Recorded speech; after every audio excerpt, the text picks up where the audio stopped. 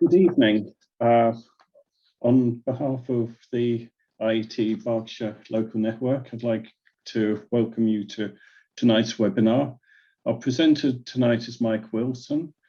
Mike's got over 35 years experience in the application of automation to manufacturing across a wide range of industry sectors, and is one of the leading authorities in the country on implementing industrial robot systems. He's the Chief Automation Officer at the Manufacturing Technology Centre, and he's also Chairman of the British Automation and Robot Association, a Director of the Manufacturing Technologies Association, and Chairman of the International Federation of Robotics. He's written a book, The Implementation of Robot Systems, which was in 2014, and we'd like to welcome him this evening for his presentation. Just briefly, a couple of notes. On your Zoom, if you have questions, put them in the Q&A section. Don't click on the chat or the hands up, just the Q&A box for your questions. That will then collate them, and then after the presentation, Mike's offered to answer your questions and we'll go through them afterwards. So I'll go and hand over to Mike for this evening's presentation. Thanks. Thank you, John, and good evening, everybody. Hopefully you can now see my presentation. As John said, I'm going to talk about automation. What I thought I'd do first is give a little bit of an introduction to me, a little bit about the Manufacturing Technology Centre where I work, and then we'll talk about the current situation in manufacturing, the challenges that are being faced in terms of the adoption of automation, and what is the MTC doing to actually address that, and then we'll round it up with a short conclusion. So just a little bit about me. It's actually my 40th year now, I think. I tend to count these in 5-year blocks. So I actually started in robotics in 1982 at British Leyland, as then was, at the Cowley factory, which is actually still there, and the building I actually worked in is actually still there. And over the years, I've sort of worked for both users of robots and also some of the robot suppliers, and I've also been an independent consultant providing services to the market. I've been at the MTC since August last year, and there's a couple of pictures there. The top left one is actually me when I started work back in 1982 with a comp-arm robot, teaching it to paint a vehicle. The one below that is probably one of the highlights of my career, because I got the opportunity to appear on Tomorrow's World Live, which they recorded a couple of years ago, and I got the experience of actually performing in a live TV event, which was certainly very interesting. And as John mentioned very kindly, I did write a book as well. If you're interested in robots, then you might find it interesting, but I should say that there's no great suspense. It's not a thriller, it's not a comedy. So if you want something more light, it's probably not the book for you. So that's a brief introduction to me. In terms of the MTC, we are an independent research technology organisation. We've been in operation for 10 years, and we originally created to help bridge the valley of death, to help the transfer of ideas and technologies from universities into manufacturing. Over those 10 years, we've grown to 100 million turnover and about 800 staff. So it's now a very significant organisation. And we're not there to make a profit. We're there to help UK manufacturing, to have a positive impact on what UK manufacturing does in all sorts of ways, from processes, technologies, operations and so on. But we also do include skills and training as a very important element of what we do. We do recognize that it's fine us developing new technologies, but we need to make sure that manufacturing has the skills necessary to then absorb and utilize those technologies. So skills development is an important part of what we do. We're part of what's called the High Value Manufacturing Catapult, and there are 7 centres that form that, each of which is largely complementary, ranging from, in Scotland, the Forming Research Centre, in Middlesbrough, the Centre for Process Innovation, dealing mainly with the process industries, and then in Sheffield, we have the Nuclear Advanced Manufacturing Research Centre and the Advanced Manufacturing Research Centre. Nuclear obviously dealing with the nuclear sector, the AMRC largely dealing with machining type operations. We're based in Coventry at the MTC, and not too far from us is also Warwick Manufacturing Group. Warwick Manufacturing Group historically has largely dealt with the automotive sector, although they've now spread from beyond that, whereas we didn't particularly focus on the automotive sector. We were working more in things like aerospace, defense, in the power and energy area, and also in the some of the smaller companies like the SMEs, in things like food and drink and so on. And then the last centre is down in Bristol, which is specialised in composites. And within all of that group, we therefore have a very wide range of expertise that's designed to help UK manufacturing with pretty much any problem that it might face. So we do feel that we've got the capability to really help drive UK manufacturing forward. So that's really a sort of gentle introduction to who I am and what the MTC is all about. What I wanted to do now was talk really about the current situation. What's going on in UK manufacturing, to talk about robot automation and what the benefits are to the businesses that have adopted that technology, to sort of set the scene in terms of where we are in the UK, and then look at 2 different types of robots, collaborative and industrial robots, and why are they different, and the different types of applications that they're used for. And then finally, to sort of look at what can we do to address the uptake of automation. So I think it's important that we recognize that manufacturing in the UK is still very important. Excuse me. We don't tend to get the credit that we deserve. So the UK is still the 9th largest manufacturing country in the world. And I don't think many people recognize that to be the case. It's still an important part of our economy. Not necessarily just in terms of the GDP. We're only just under 10% of GDP, but we add much more. We provide over 2.6 million jobs. Wages in manufacturing are generally higher than they are in the rest of the economy. But to me, most importantly, we generate over 50% of the UK's total exports, and also over 60% of all the UK R&D. So manufacturing is contributing much more to the economy than just the pure measure of 9% of GDP would sort of indicate. And that contribution is often not recognized, particularly in the popular press. We have world-leading companies who are using world-leading technologies. But most importantly, my personal belief is that we need a competitive and growing manufacturing sector. We used to be called the workshop of the world, and back in the 70s, before manufacturing declined, we had one of the biggest manufacturing sectors in the world. And I think we need to try and get back to that. Utilizing advanced manufacturing technologies, providing high employment in well-paid and highly skilled roles. We need to make sure that we are sustainable and resilient. And ultimately, I would like to see us start to reshore some of the capacity that became the drive, if you like, was to offshore to countries like China, to Vietnam, and so on. We've sent over a lot of our capacity, sent it overseas, and I'd like to see us start to bring that back. In some key sectors in particular, things like medical devices, things like food, where we need to make sure that we can be as self-sufficient as possible.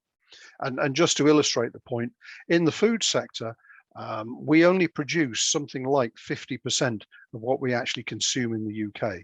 And we should be driving that up to more like 80% to ensure that we get food security. And manufacturing is a key element of that. In food, it's not just about growing locally, it's about ensuring that we can turn what we grow into manufactured products on a local basis. And the key challenges that we face to deliver this kind of growth in manufacturing relate to things like productivity, and more recently, COVID-19 and all the issues that that's generated. Brexit as well has generated some serious problems. You probably heard a lot in the press about labour shortages, and it's not just drivers in the transport sector. We've got significant issues in terms of availability of labour throughout all of manufacturing, but particularly sectors like food, where over 25% of the workforce was actually non-UK labour. And those people, a lot of those people have started to return to their home countries. And therefore, we need to find ways of addressing that kind of challenge. We also have issues in terms of skills. We need to make sure that we're producing enough technicians, enough engineers to drive our manufacturing future.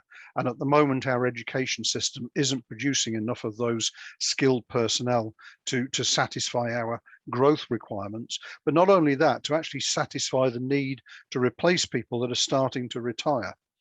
And we also have an issue in terms of culture. I've got a little picture there of a report that was commissioned by the All-Party Parliamentary Manufacturing Group. It was done a number of years ago now. I think it was about 8 years ago. And they were looking at the culture and competitiveness of UK manufacturing. And they deliberately called the report Making Good. And if I can summarize, an excellent report, it's about 50 pages long, but if I can summarize that in a couple of sentences, it basically said that in the UK, we're very proud that we keep our old machines running. Whereas in Germany, they're very proud that they bought new ones. And I think that says it all. It's really that we don't invest. We tend to try and achieve short-term returns on all of our investment. We've used low-cost labor, so-called low-cost labor from overseas, rather than investing in manufacturing equipment. We do have we're averse to taking risks in terms of applying new technologies. And there's a perception, particularly in terms of robot automation, that it's expensive, it's complicated, it's difficult, and it's risky. I've put a statistic on this slide, which I think is very important. The Royal Statistical Society called this the statistic of the decade in the last decade, and it was the estimated average annual increase in UK productivity, and it was only 0.3%. Compared with all of our competitors overseas, we have improved productivity at a rate which is significantly behind all of that competition. And actually, it's been significantly behind anything that we've done previously as well. And that to me is probably one of the biggest challenges we face today. To ensure that we're competitive, we need to find ways of increasing our productivity. And automation is a key element to that. And the reason I say that is purely down to, what are the benefits of robot automation? Well, improved productivity is one of those key benefits. Increasing the yield, getting more out for what you put in, improving the utilization of other equipment, whatever it might be. But as an example, a typical machine tool, you will typically get 60 or 70% effectiveness out of that machine tool if you're operating it manually. If you automate the loading and unloading process, you can increase that to 90+%. And therefore you get more out of that equipment, better return on that one investment. But ultimately, to me, it's also really about better utilization of staff. We need to make sure that we use the staff we have where they're adding value to the product. They're not picking things up and moving things around. They're performing operations that cannot be done by automation. They're performing operations, as I said, where they're adding value. And particularly as we're starting to see labor shortages, it becomes very important that we do actually make sure that the labor we have got really is being utilized as effectively as possible. Another thing about automation is it gives you consistency. To be fair, if it's set up incorrectly, you'll get consistent garbage. But if it's set up correctly, you get consistent high quality, reducing breakages, reducing waste, reducing rework. There's a photo there of a robot system that's actually packing poppadoms. That's been in operation now for over 10 years, operating very successfully with a very, very low percentage breakage rate, much lower than it was when the operation was being done manually. And you can imagine that trying to find and pick a poppadom is actually very difficult. Not only are they non-uniform, but they're also very very fragile, and therefore to successfully pick them and pack them in the packets is a serious challenge. But once you've set that up and got that operating, it's going to continue to do that operation very successfully, giving you that consistency and the high productivity for many years. And the key to this, particularly in terms of robot automation, is it gives you the flexibility for quick changeovers and product redesign, which then leads to your competitiveness. It means you can extend production hours. I know of a company in Kent that has machine tools that they operate manually during the day because they want to make the one-offs, the more complicated parts during the day. But then they set them up at night to run the larger batches, and they just run them automatically with nobody in the factory. So they get extended production out of those machines for very little additional cost. It also allows you to achieve better use of space and energy, not because you're not using energy to drive the robots and so on, but the energy you're using is being used as efficiently as possible. And as an example of that, there's a company in Yorkshire that makes bread rolls, and they have an oven that's used to actually bake these rolls, and they have to load the oven by putting shelves into the oven with the bread rolls on the shelves. And when they come round again, they take them out at the same place. When they were operating that manually, the operator couldn't keep up with the oven, so they're only operating at half full. They were able to implement a robot system that could take a completed baked shelf out and replace it with an unbaked shelf instantly. And therefore, they were able to often operate that oven full to capacity. And what that did, the saving wasn't the fact that the operator had been replaced by a robot. The saving was in the energy costs, because they were putting exactly the same amount of energy into that oven, but getting twice as much out. And that more than paid for the automation. The other thing in terms of automation is it does improve health and safety. Typically, robots are being used for dirty, dangerous, demanding or dull jobs, the kind of tasks that we shouldn't be using people for today. We should be using automation for those kind of tasks, taking people away from working directly on the machines. And as I said, giving them more rewarding jobs where their skills and attributes can add value to the product. I have a quote there from Henry Ford. If you need a machine and don't buy it, then you will ultimately find that you paid for it, but don't have it. My take on that is that however you're producing your parts at the moment, you will continue to pay a certain amount to fund those operations. And if you don't change anything, if you don't buy a piece of automation, you will continue to spend that same amount. If you buy the automation, ultimately that automation will be paid for, and you will no longer be spending all of that money to keep those operations going. So you get a saving. And to me, that what he's talking about there is thinking longer term. It's not about a very short return on investment of 1 year or 18 months.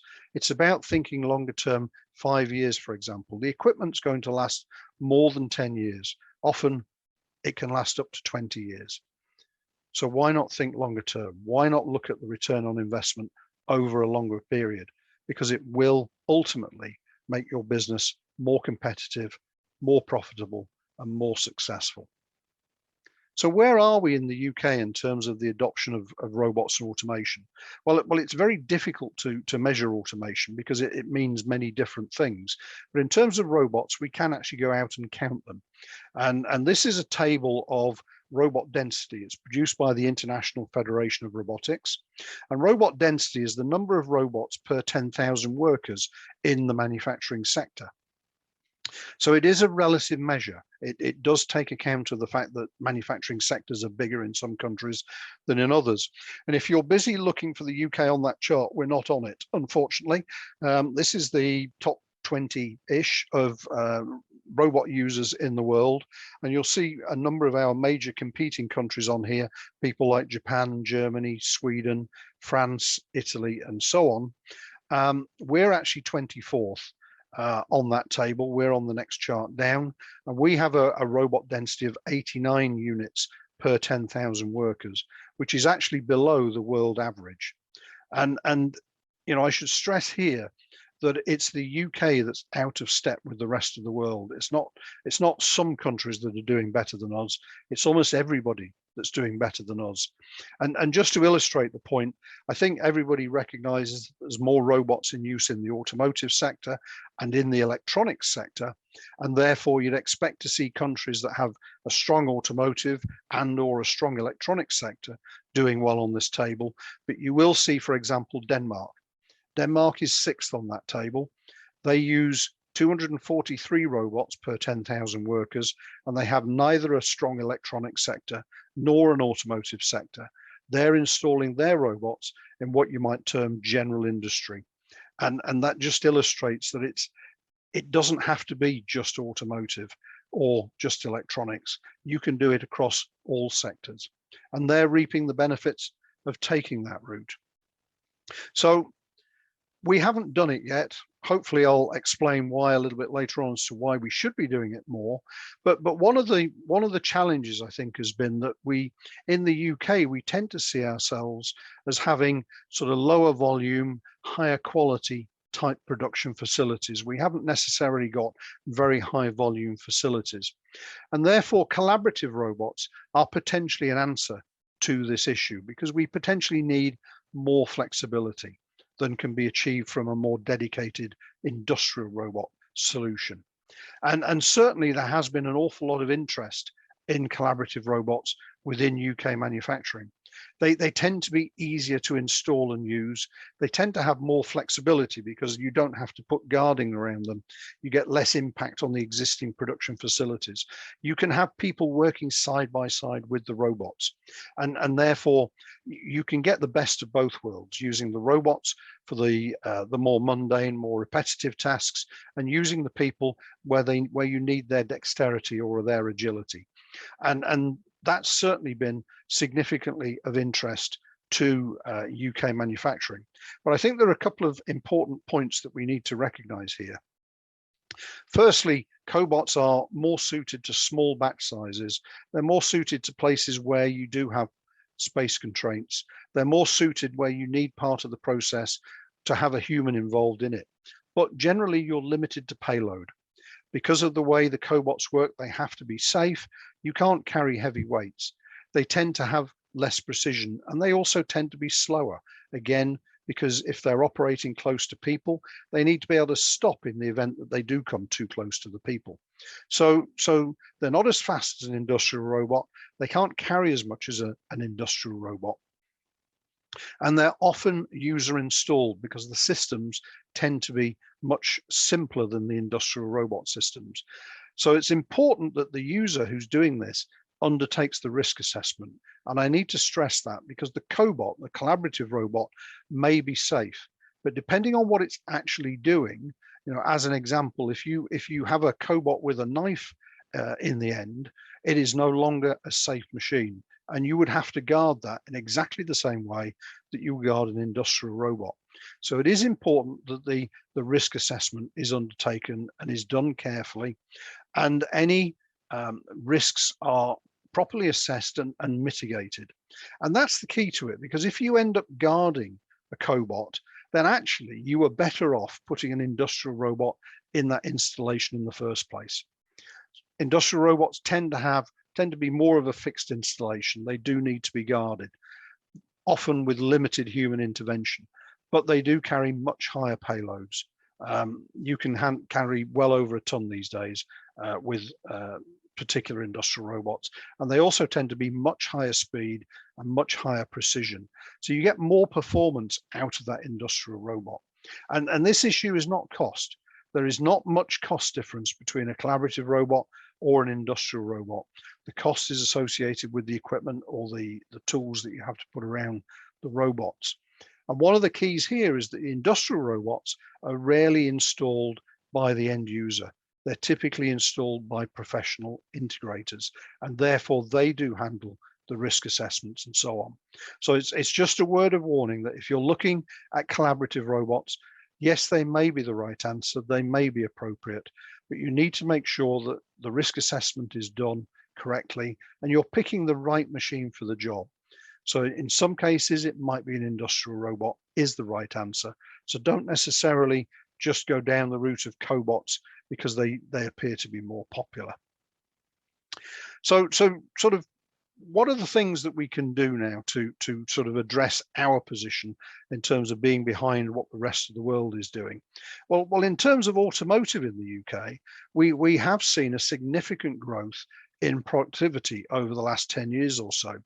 The car plants are now producing more than 50% per hour than they were back in 2009. And investment in new technology has been a major factor that's delivered that. It's not just the robots, but it is partly the robots and use of other technologies. And that's, I think, a lesson for the rest of UK manufacturing. But I think the other key thing that has come out of this is that the introduction of that technology has also created thousands of other jobs. Jaguar Land Rover, for example, has installed 4,000 or 5,000 robots over the last 10 years or so, but they've also created tens of thousands of jobs. And I would argue that if they hadn't put the automation in, they wouldn't have built those plants in the UK. They would have built them somewhere else or not built them at all, and none of those jobs would have been created. So it's not about this myth, if you like, of robots taking jobs is not correct. Competitive businesses grow and they employ more people. And that's the key to it for me. Using robot automation helps us become more competitive. So that's, if you like, automotive. But what does that mean in terms of the rest of UK manufacturing? Well, there are lots of opportunities. There's more than 130,000 manufacturing companies throughout the UK. One of the challenges we face is that the majority of them, by far the majority of them, are SMEs. And you know, they do range from very small companies up to sort of the larger SMEs, but they struggle in terms of the adoption of automation because they don't necessarily have the same skill base that the automotive companies have. And there are major opportunities in food and drink, as I mentioned. There's food and drink in particular is struggling with labor availability at the moment. As I mentioned, over 25% of the food and drink workforce, food and drink manufacturing workforce, actually has originated from outside of the UK. SMEs in general manufacturing, but also more particularly in some of the supply chains. So the supply chains to automotive, not the OEMs, not the tier ones, because they're already quite well automated, but the tier twos, the tier threes, lower down the supply chain. The supply chain to aerospace. Aerospace is one of our big manufacturing sectors, and there are lots of companies within there that are relatively small that are supplying parts further up the supply chain. And there are significant opportunities for automation within those businesses. And another one that I think is very interesting is construction. And I'm not talking about the on-site construction. This is not about putting robots onto sites to build buildings.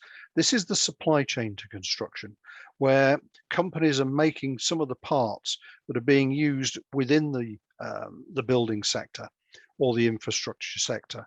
So, you know, as an example, on HS2, there'll be thousands and thousands of metal brackets being utilized, and somebody will be producing those. On Hinkley Point, the Hinkley Point power station, there were 600,000 embedment plates required, and these are basically steel plates with threaded bar welded to them. They're embedded into the concrete structure to which you can then bolt girders, stairwells, whatever it might be. 600,000 of them were actually produced, and they could all have been produced automatically with robot automation. And in that particular case, I believe the contract for the embedment plates actually went outside of the UK. We should be developing our capability to produce a lot of these parts as cost effectively as possible using robot automation. Obviously, things like the pandemic and Brexit has started to change people's attitudes. They need to start looking at things differently. And I've got some data from a survey that Lloyds Bank undertook last year, about a year ago now. They do this regularly, so the next one will be coming out shortly. They interviewed 200 large manufacturers, and interestingly, the top issues that these businesses were starting to look at in terms of changing what they were doing, firstly was increasing the use of technology to replace manual processes, and the second one at the same level was increase the use of automation and robotics. Obviously those two are tied together. And then down on the fourth one, that was about replacing old machinery. So three significant areas there that are all pointing towards increased adoption of automation and robotics. And the 2020 survey had automation robotics at 38% of those businesses. In 2019, it was only 25%. So the trend was definitely increasing. And I would be expecting to see that increase even further when they do the survey this year. What we don't know is exactly what that means with SMEs, but my knowledge, if you like, of the marketplace is indicating that an awful lot of businesses are seriously looking at a greater adoption of automation and robotics. And so what I'd like to do now is touch on the barriers to adoption. What is slowing people down? What's making it difficult for them? And what are we at the MTC doing to help those businesses? And really the barriers are around some issues around perceptions, particularly in terms of a lack of clarity of the actual benefits. What are the benefits of employing this technology? And as I mentioned earlier, to me, it's about consistent quality, it's about productivity, and it's about utilization or using the facilities and equipment that you've got and the people you've got as effectively as possible. And at the same time, maintaining your flexibility. It's about concerns over cost. There is a perception this technology is all expensive, and often that's not true. Many companies become surprised when they start to look at what the cost of robot automation might be. Touches on here misplaced pride in legacy technology, which goes back to my point about the report making good, about us keeping all of our old machines running rather than investing in new equipment. It's also about concerns over job losses. You know, a lot of businesses are concerned about making sure that their employees have employment, particularly the smaller businesses. And I would stress, you know, my belief is, you know, the robot, if you bring a robot system in, it may take over a particular task, but often that leads to improved competitiveness. It leads to greater productivity. It leads to the opportunity to win more business. And therefore, you do get the opportunity to keep the people you've got and often transfer them from the mundane, the arduous jobs onto something that's much more interesting. And finally, one of the barriers was lack of government support. And I'll come back to that one a little bit later on. So as I've mentioned, we are starting to see growing interest from new users. People are starting to ask questions about how can they adopt more automation. And just to illustrate the point, in the food and drink sector, we saw the uptake of robots in 2020 up by 35% over the uptake in 2019. So a significant increase, particularly in food and drink. But one of the challenges that many of these end users face, because they've not done this before, they lack the knowledge, they lack the expertise, they don't have the capability to identify the best opportunities to automate. And it isn't always the one with the best return on investment. Sometimes it's better to start simple, and I'll come back to that later. They also don't necessarily have the knowledge in terms of developing a concept. What's that automation solution going to look like? And we often see a lot of users do not have the ability to write a user requirement specification. They can kind of describe what it is they want to do, but when they describe it to one supplier, they may well describe it slightly differently to another supplier, and often they won't transfer some of the key elements of information that are needed for those suppliers to design the right solution. And if the supplier doesn't have that knowledge, there's no guarantee that they're going to produce the right solution at the end. Going back to the collaborative robots, The user, if they're installing it themselves, has to do that risk assessment themselves, and they need to be aware of the safety standards, and often they're not, because it's not been part of what they've done before. And another key issue is the selection of suppliers. In the UK, there's over 45 robot vendors selling different types of robots, different brands of robots. There are over 250 different systems integrators. Each of those integrators has particular expertise in a sector or in a particular application. And it's impossible, particularly for an SME, to review all of those different integrators to find the most appropriate to deliver the system that they need. And therefore they need help getting through this journey. They need some support. And at the MTC, what we're doing is developing that support. We've put together something that we call the automation adoption journey. And what we try to do is identify all the different steps that are required to successfully adopt some automation. The main line, if you like, runs from the first engagement on the left through to operation on the right, going through the middle of that chart.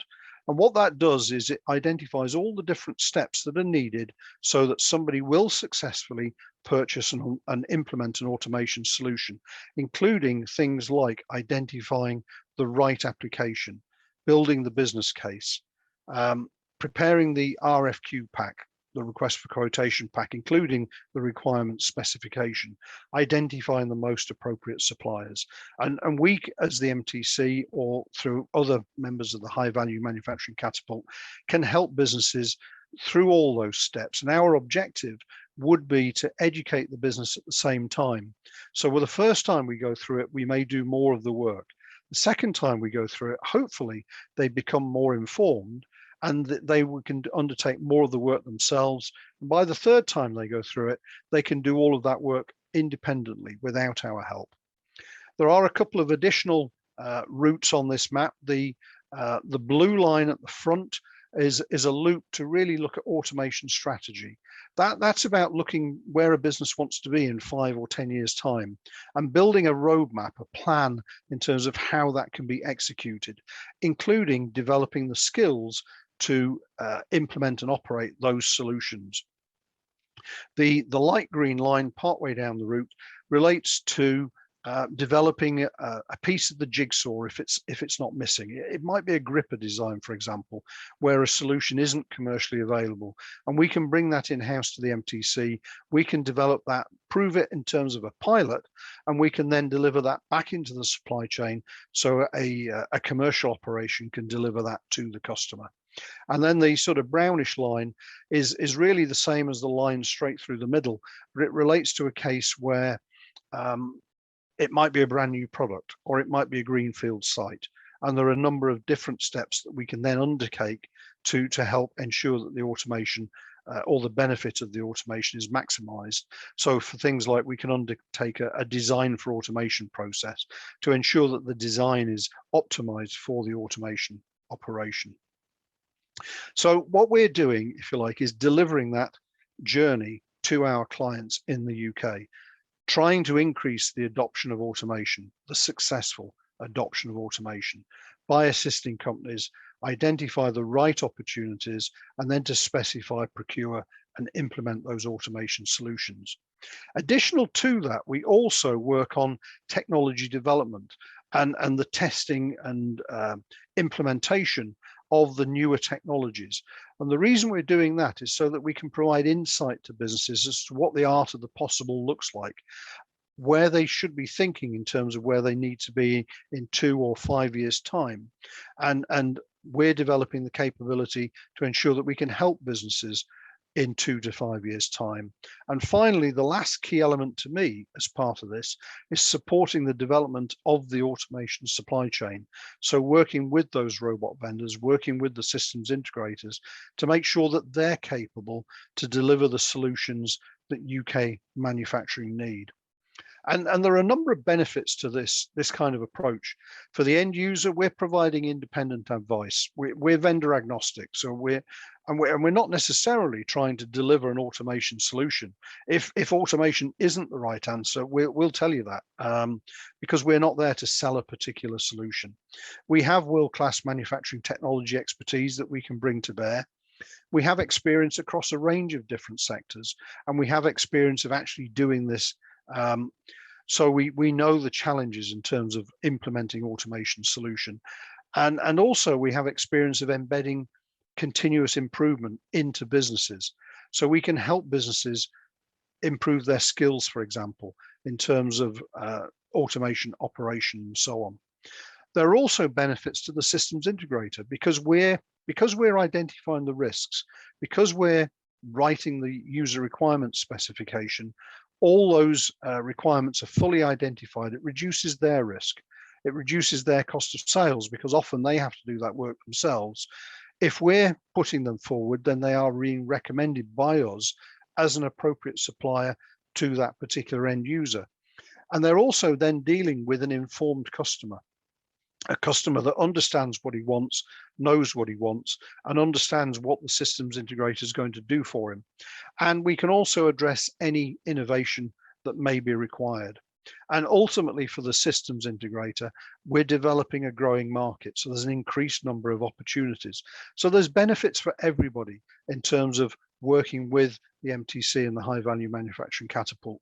We can help UK manufacturing adopt more automation and ensure that that automation is successful. I just want to give you just one case study, a company that we work with quite extensively, Aerosmith Engineering. They produce precision aerospace parts and all machining type operations. And they've installed a relatively simple cobot solution to one of their machine tools to load and unload that machine tool. It's allowed them to operate lights out, 24/7 operation. It gave them a 15% improvement in throughput on that particular machine. It saved them the cost of buying a second machine tool. And the operator that was working on that machine has been redeployed. And as Jason Aldridge says there, he's a big fan of automation. And to him, it's not about taking jobs. It's about becoming more competitive so they can take additional people on. And I think that's the key to it. It's about businesses having that kind of vision to think, how can we get better at what we do? How can we utilize automation to get better at what we do? And then we can grow our business. So that's kind of dealt with the technology. I want to touch then on what's the government doing and what financial support's available. So in terms of the support from the government, there's a program called Made Smarter. You may have come across it.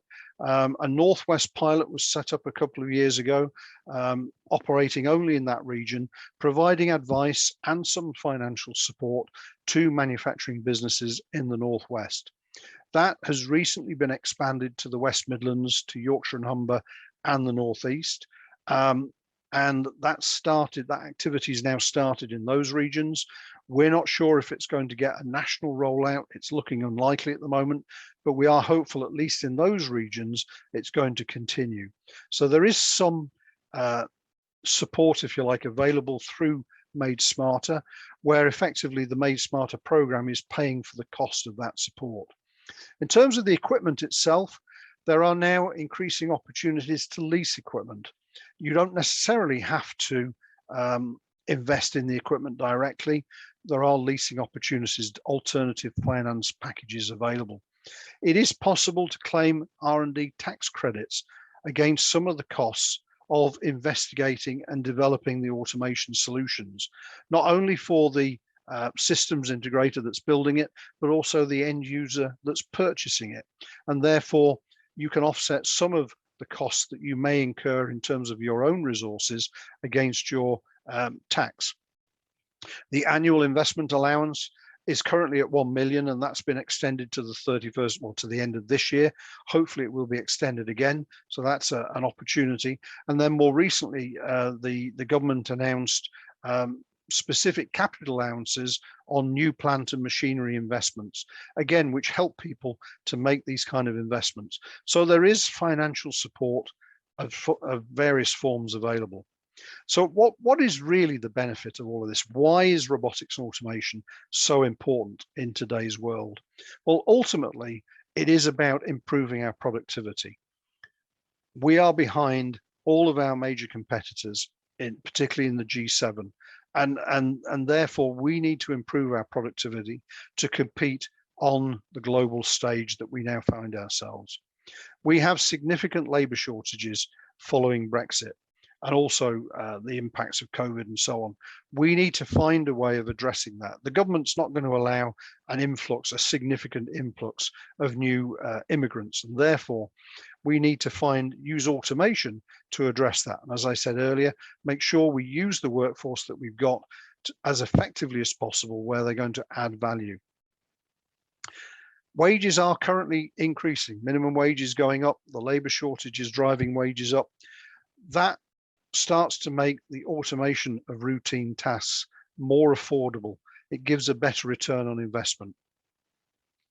COVID, as everybody is aware, it's about making sure that we can operate safely in a COVID environment now, but it's also about making our operations more resilient.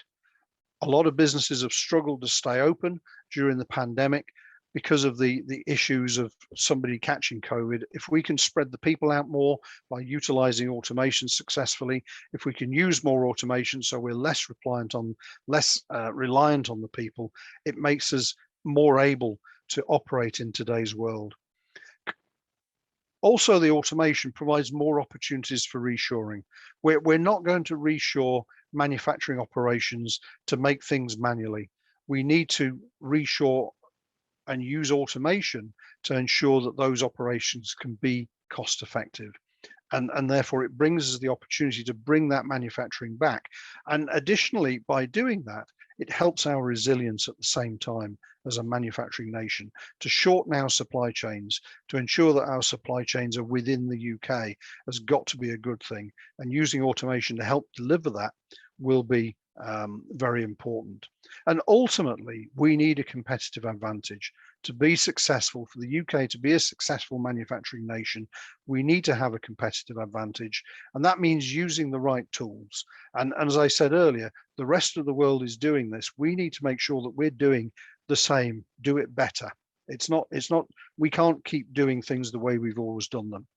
And just to give you an indication, when the Made Smarter study was done, back in 2017, they looked at the impact of various technologies and the impact of robots and automation over the next 10 years was seen to be worth over 180 billion to the UK economy. So a significant reward for the investment that could be made. And another one that was done by the Copenhagen Business School, they looked at the productivity of various sectors and the automation use of various sectors across all of Europe.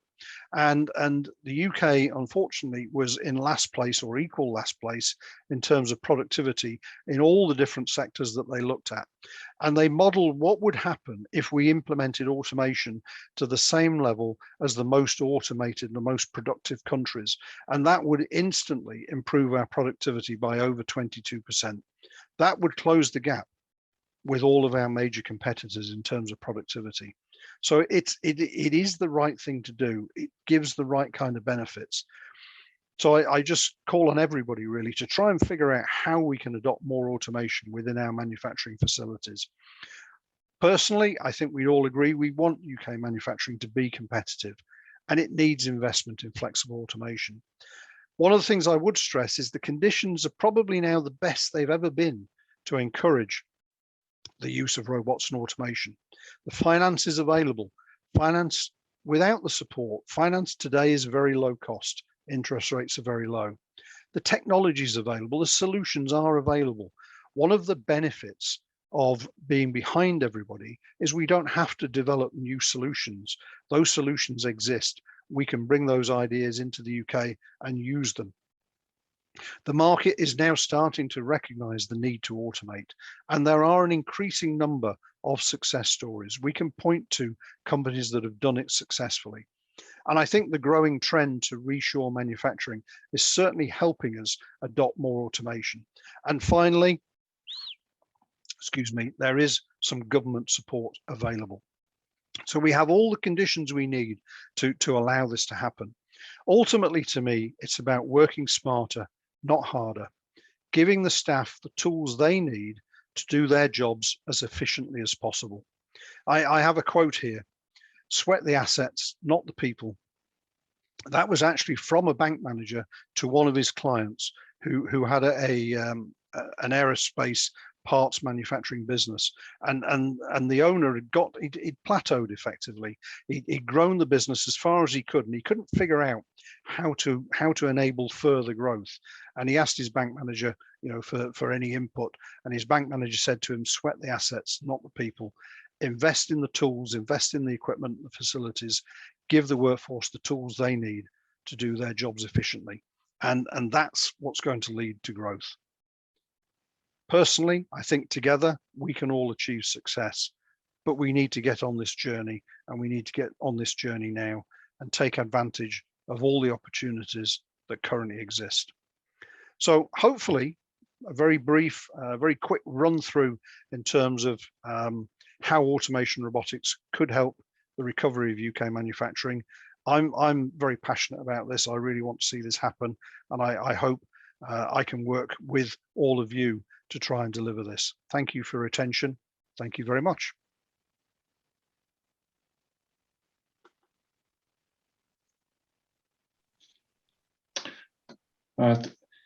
Thanks, Mike, for a terrific presentation and some great slides there, and some very useful information about the automation sector and the work of the MTC.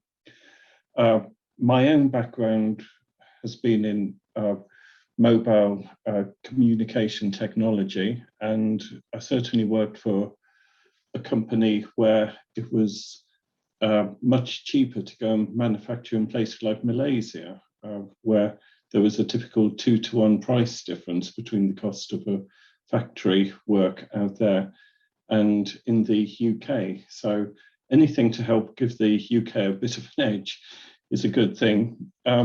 We have many questions from the people watching this webinar, and just following with our theme about overseas manufacture, we have a question from Alex Wood about why Singapore and Korea have so many more robots than other countries, and also with our robot slide, whether there's any other major nations which may be like the UK are not really implementing as many robots as they ought to.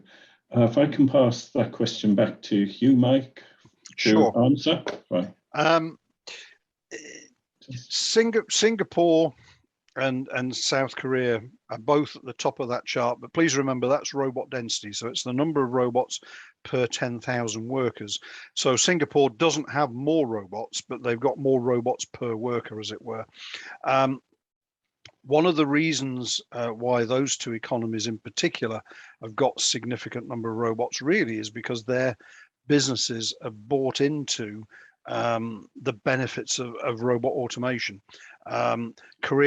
South Korea has a very strong automotive sector. It also has a very strong electronics sector, and that's certainly helped. But if you look at the chart in terms of the largest manufacturers of the world, you will see South Korea on there as well. And if I remember right, they're ahead of us, and they're an economy that's around about the same size as ours. Singapore is obviously a lot smaller, but they have some very high-tech businesses in Singapore, and they have invested significantly in automation. In terms of, are there any sort of major countries that aren't adopting automation in the same kind of way as us? Well, not really. We are significant in that we're down in 24th place, and all the major manufacturing countries that you'd expect to see above us are above us, including China. And China has accelerated significantly over the last few years. but they've got millions and millions of workers. So it's taken a significant amount of investment in robots for them to overtake us. One country that is behind us in terms of robot adoption is India. But they are also accelerating, and I'm sure they will pass us at some point. Countries like Brazil, Mexico, again, significant manufacturing countries that don't necessarily have lots of robots at this point in time, but they are growing very quickly. Just to kind of illustrate the point, I think it was Vietnam, not last year, but the year before, in 1 year installed something like 3 or 4 times as many robots as we did in the UK. And you wouldn't consider Vietnam to be a major manufacturing nation, but I do appreciate that a lot of those robots went into electronics plants. But it just kind of gives you an illustration of what's going on around the world, and how out of step we are with what everybody else is doing. So hopefully that answers the question, John. Yes, yeah, I mean, certainly, that's kind of fascinating to find out about sort of how the different countries are placed. Another question that was posed on a similar theme is whether a UK-based microchip manufacturer is going to be needed for the level of automation required. Mike. Yeah, sure. So assuming I've understood the question correctly, almost all of the robot machines themselves come from overseas. We have only a couple of relatively small and relatively new robot manufacturing businesses in the UK. So we're importing a lot of the basic equipment. Same is true of PLCs, for example. We do have strong systems integration capabilities, so there is an awful lot of added value in terms of the UK, but the fundamental equipment is being manufactured overseas. So we don't necessarily need local chip manufacturing facilities to supply to that automation manufacturing capability. You could argue that we need local chip manufacturing capabilities to supply other things like car industry, for example, and maybe some of the electronic sectors. That's a slightly different issue. But in terms of the automation supply chain, we don't need, you couldn't justify local chip manufacturing to supply that.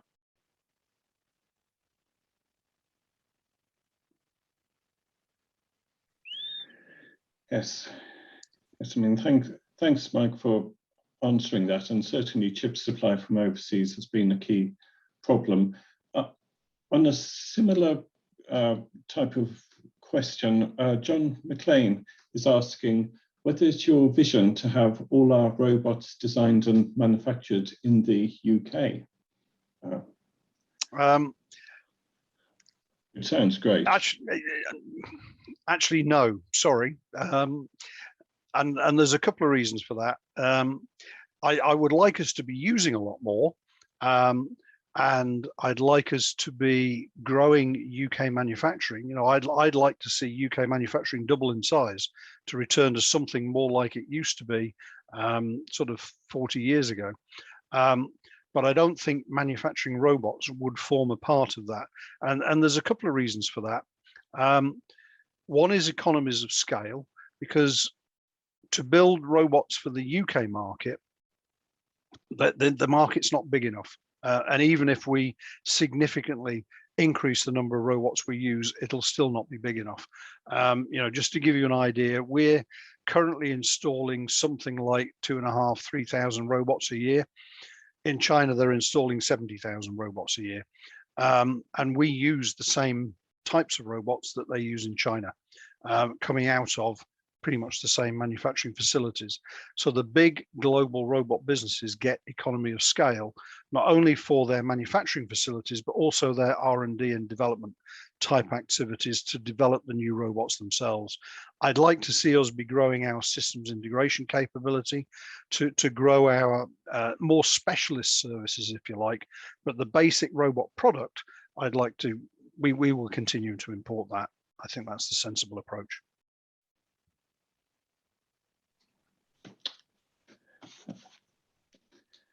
On a different note, one webinar attendee asked whether the lack of new STEM graduate output and also the reduction in immigration from the EU is going to set back growth and in the automation sector. And basically, whilst training is needed for new graduates, there could be quite a long time lag of several years as they kind of come through the system. I was wondering if you had any views on that, Mike. No, definitely. And to be honest, it's not just automation. I have a concern in terms of engineers in general. We are not producing enough engineers, enough technicians to satisfy current requirements, never mind adding a whole raft of automation requirements on top of that. It's something we need to address. We need to address now. We've been talking about it for probably 20 years. We need to find ways of getting more people through our education system, not just graduates, but also technician levels, through our education system and into our engineering and manufacturing businesses. And I think one of the keys to that, and I apologize, I can't remember the numbers, but we need to find ways of getting more girls through the system, as it were. So for example, there are robot competitions held in schools, including junior schools, that operate on a worldwide basis. You know, there's regional competitions in the UK, national competitions, European, and through to the world finals. And we have teams that operate in those and do very well. I remember a few years ago when I was at ABB, we were sponsoring a team of two girls, a 10-year-old and a 9-year-old, who actually went to the US and competed in the world finals. And they were very good. But what will typically happen is they'll go to secondary school and they'll stop being interested in STEM type subjects, and then they go to college or whatever, university. And generally there are much fewer girls coming out the system. If you start with 100 at primary school, 100 girls, 100 boys, by the end of it, you might end up with 20 boys who want to be engineers and one girl. And that's a big problem. So we can help address the challenge by finding ways of encouraging the girls to come through the system. But I think the other answer to the problem, you're right in terms of it's going to take a long time for that to feed through. We need to find ways of reskilling, upskilling the people that we've got in the workforce now. So it's not about necessarily longer apprenticeships. It's not about university degrees. We've got to develop short courses. We've got to find the opportunity where businesses can release somebody for a week or a few days at a time to learn some new skills, so that they can take those back and then they can help implement things like automation inside their businesses. And I think that's something that we collectively, it's the industry, it's the people like the Catapult, it's people like government, need to work together on trying to figure out how to do that, to allow that to be achieved successfully, to solve that short-term gap. But at the same time, don't forget the long-term and make sure that we put training programs in place that do produce the engineers that we need coming out for our successful manufacturing sector.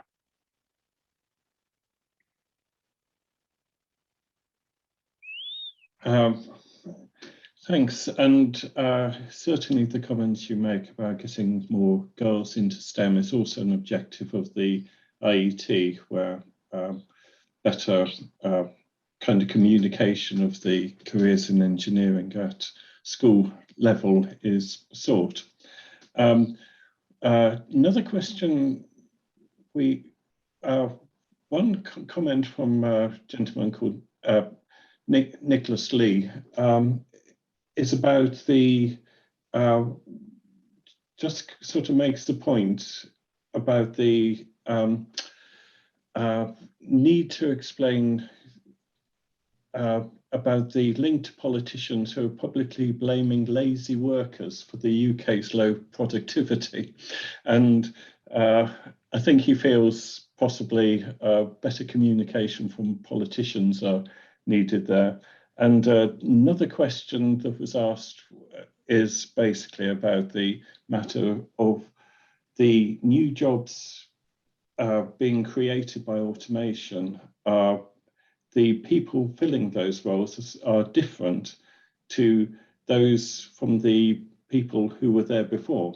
You know, I mean, basically, if you're bringing in software engineers and replacing people who are more happy kind of working with screwdrivers and so on, and really about how best to deal with the workforce that's left behind. I was wondering if you had views on that, Mike. Yeah, I don't think that's entirely true. I can understand why there might be a perception of that, but you know, there's a lot of practical skills that are needed to implement and operate automation solutions. It's not just about software engineers. The software engineers are needed to maybe design the solution in the first place, but to actually build it and to operate it, it is much more practical people, and often the best people to do the programming are people that used to do that job on the shop floor in the first place, and therefore it's about upskilling those people. I'm not going to claim that, you know, everybody can handle a robot system or everybody would be appropriate. That's never going to be true, but there's still going to be lots of jobs where we still need people to do the jobs. We're not going to totally automated factories. All I'm advocating is that we use the people where they can add value, and we use automation where it is repetitive, it's mundane, and so on. So, you know, as a specific example, there's a shortage of skilled welders. They're very difficult to get these days because we haven't trained them over the years. And therefore, what we should be doing is using the welders that we've got on the more interesting work for them.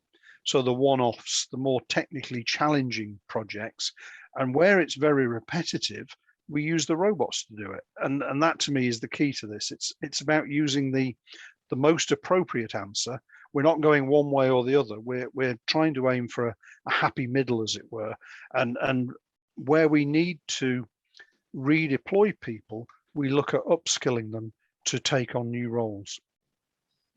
Okay, thanks. A question we have from Kenneth Harden is, how does the current financial support for automation in the UK compare with other countries? It's very variable across the world. Some countries do more than others. Some countries certainly do more than we do. You know, in Italy and in France, for example, they've had significant support in the past. I don't know exactly where they are now. I suppose all I would say is that the support that we currently get is the best we've ever had. So, you know, it's about taking advantage of the opportunity now, and in particular things like the grants in terms of new machinery investments are significantly better than anything that's ever been in place, and therefore, you know, I don't think we're going to get lots of money out of the government, particularly now. They've spent all the money they've got, so you know, I don't think we can ask for more. Let's take advantage of what we've got. Yes. Okay. Another question from Mr. King, slightly related subject. Have you, as an industry, lobbied for the government to set up a subsidy system that is particularly aimed at SMEs? And he also asked about the warranties to cater for loss of power, machine breakdown, maintenance and service. So presumably if things start going wrong also with the machines. But I mean, first, have you lobbied for a subsidy system for SMEs? Not necessarily directly, but things like R&D tax credits actually are much more advantageous to SMEs than they are to the larger businesses. I can't remember the exact percentages, but an SME will get a significantly higher percentage clawback for an R&D tax credit than a large enterprise would. So, there already are some benefits. The Made Smarter program is only aimed at SMEs. It's not available to the large enterprises. We at the MTC have some specific funding to help subsidize some of the support that we provide, particularly for SMEs. So there are already some support available, but not specific grants to, if you like, help the purchase necessarily of that equipment. It's more about helping companies gain the technical support or assistance that they might need. In terms of breakdowns and so on, it's appropriate. That's something that needs to be negotiated with with the particular supplier. One of the things I would stress is that often the things that break down are actually the simple bits and pieces around the robot. Just remember, the robot is a standard piece of equipment. It's built in thousands off a production line, the same as a car is built in thousands off a production line. And the robots are designed to operate in things like car factories. They operate 24 hours a day, 7 days a week for 10 years with few breakdowns. So it's not the robot generally that's a problem. It tends to be a little sensor somewhere that's inside the cell, a gripper, for example, that's on the end of the robot. And those things are relatively easy to fix. So it's not as challenging as people can perceive. Right. Yes. Another question we have is whether there's any kind of sectors where which you see as being kind of key growth opportunities for robots, and automation. Well, I mean, I did mention some manufacturing sectors. Manufacturing, yeah, I did mention a couple inside the presentation, but food and drink to me is one of the obvious ones for a couple of reasons.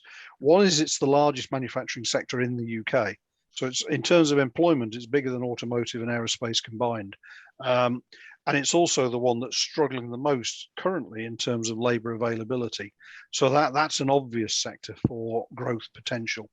But as I mentioned, things like the construction supply chain, the aerospace supply chain, and I kind of in this presentation I talked about general engineering because I don't really know exactly what you'd call it, but there are a lot of UK companies that manufacture things, and an awful lot of them have the potential to apply robots. Just to give you a clue, if you like, we did a little bit of work. It's a couple of years old now, so it may not be completely correct, but I said there's over 130,000 manufacturing businesses in the UK. Based on the number of customers that the major robot companies had, we estimated that at most there were 20,000 of those businesses had at least one robot. So there's over 100,000 businesses in the UK that don't even have one robot. So it kind of gives you if you like, an indication of the scale of the opportunity. Right. Talking of the food sector, there's an anonymous question who says, Mike, I work for a highly automated groceries company. Guess you can easily figure out which one.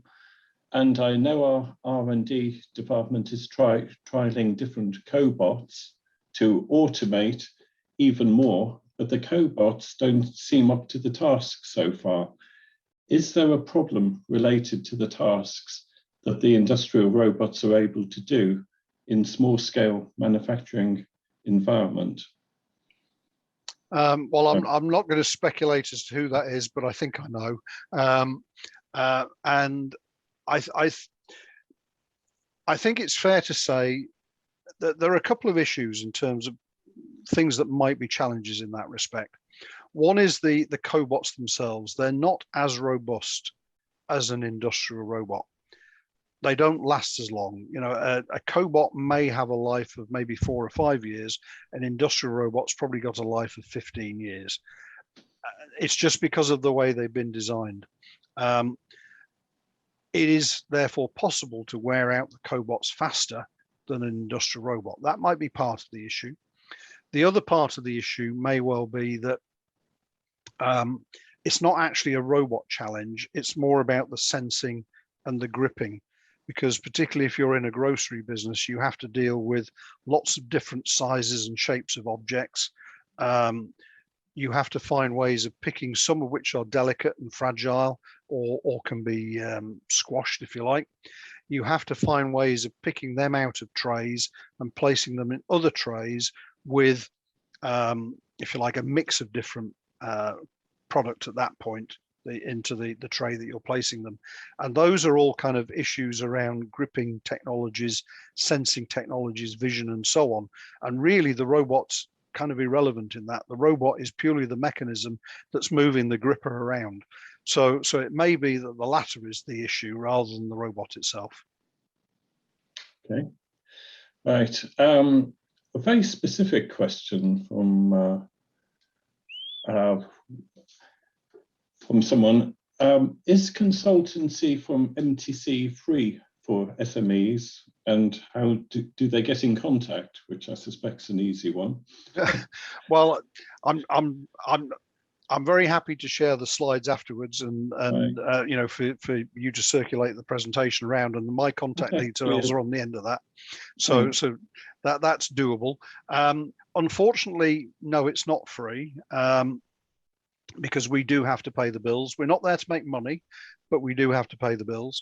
But what we do for SMEs, we have some funding that allows us to subsidize the cost of, let's say, a piece of work to 50%.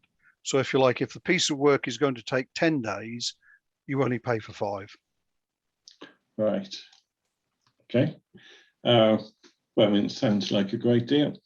And that also actually answers another question someone asked about the extent to which the presentation is shared. And you're happy to share the slides, and also this presentation will be available on the YouTube channel for the Berkshire local network of the IET.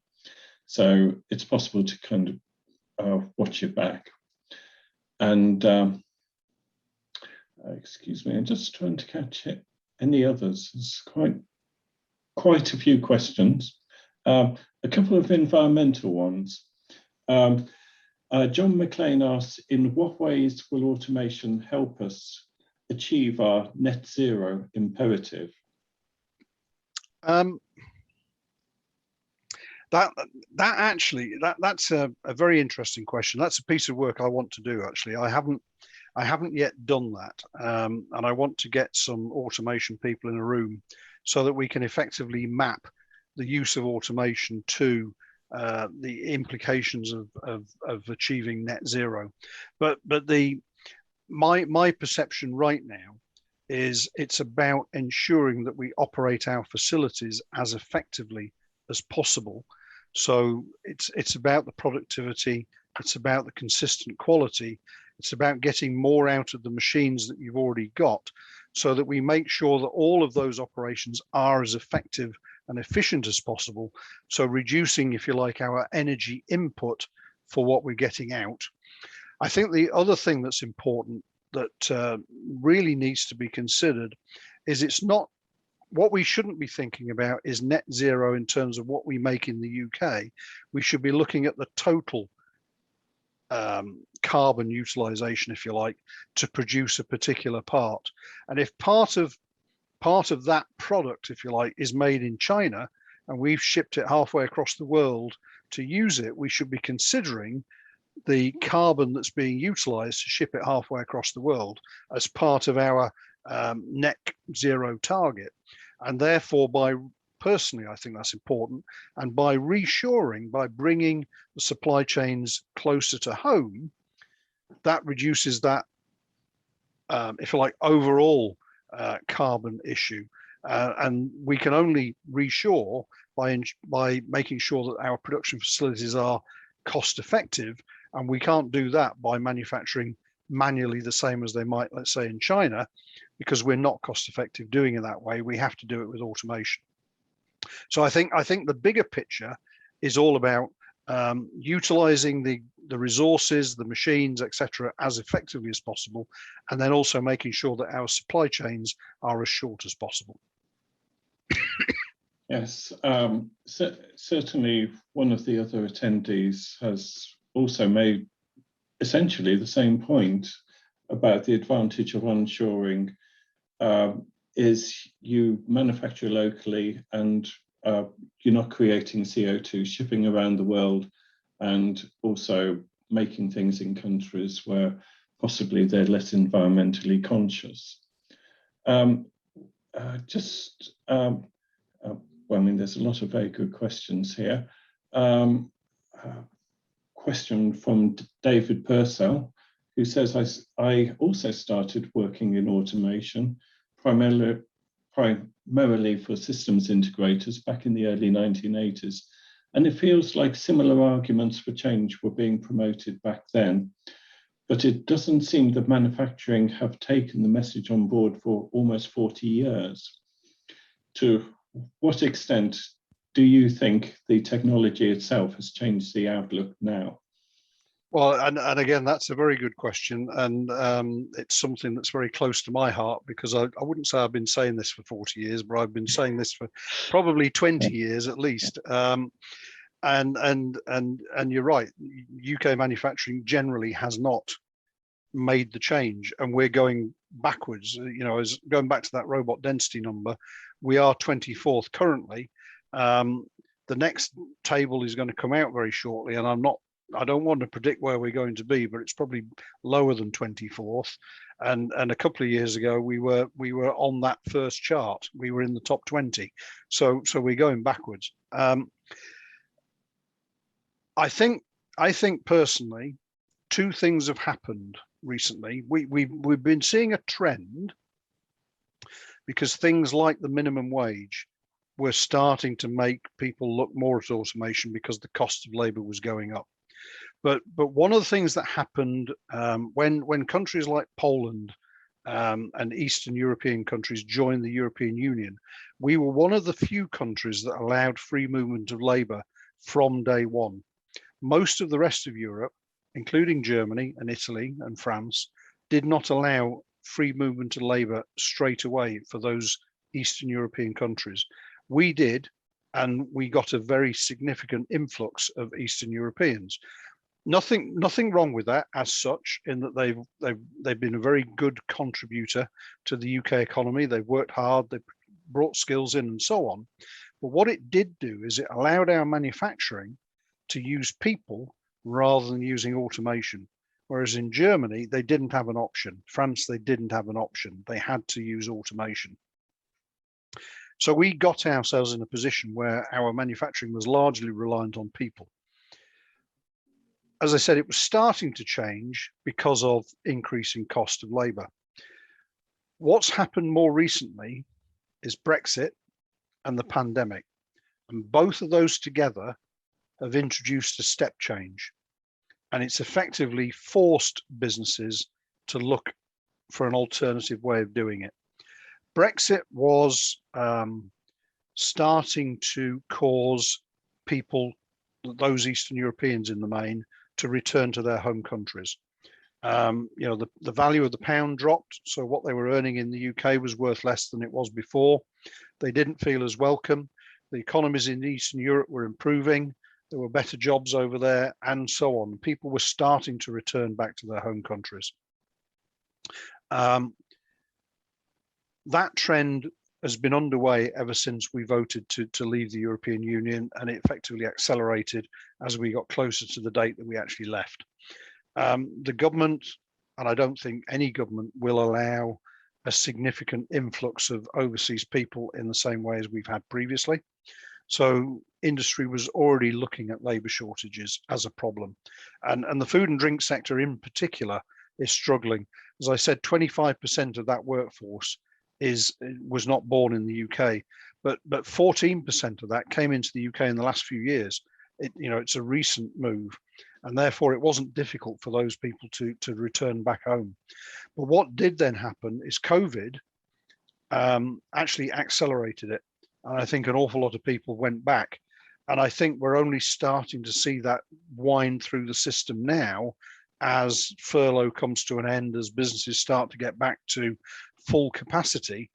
Because when a lot of businesses were closed down, particularly, if you talk about food, food operates in two different ways. One is the sort of retail sector, so supplying food to the supermarkets for us to buy.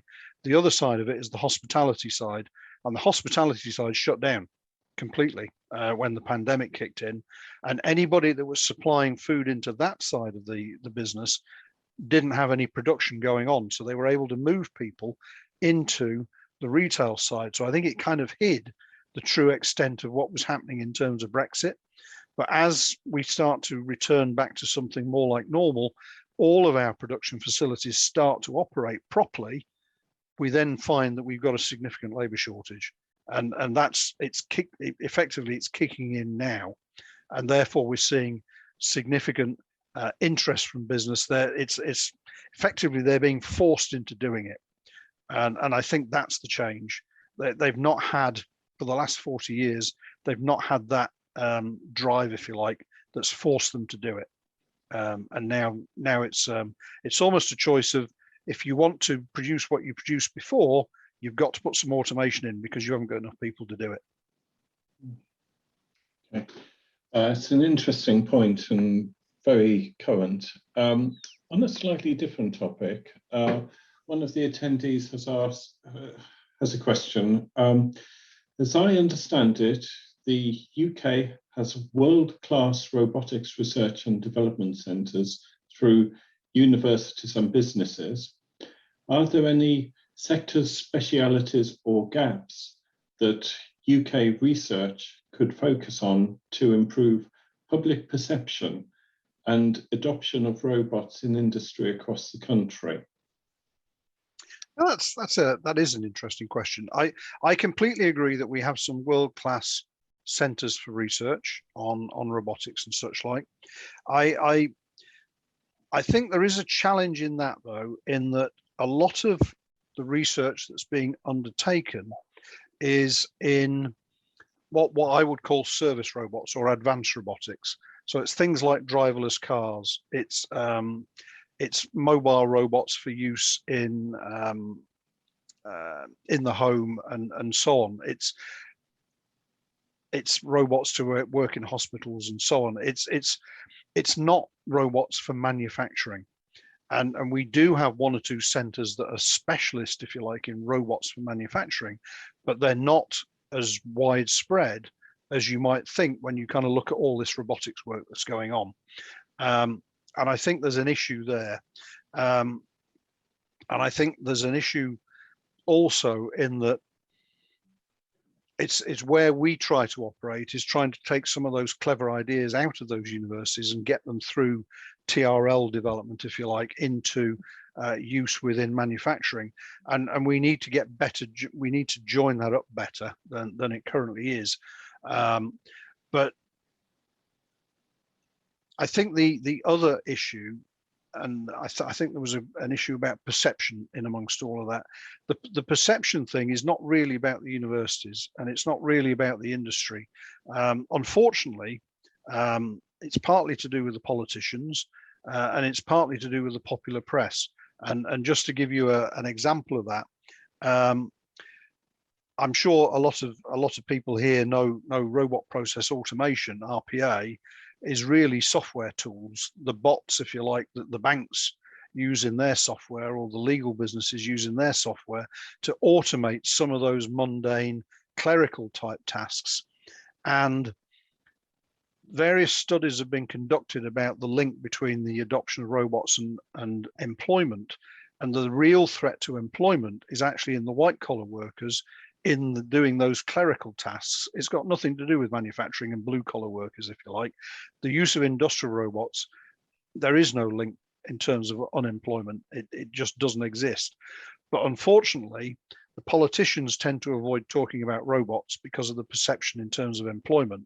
So they don't talk positively about improving productivity through the use of automation, because they feel that that suggests that there's going to be lots of unemployment, and that loses them their votes.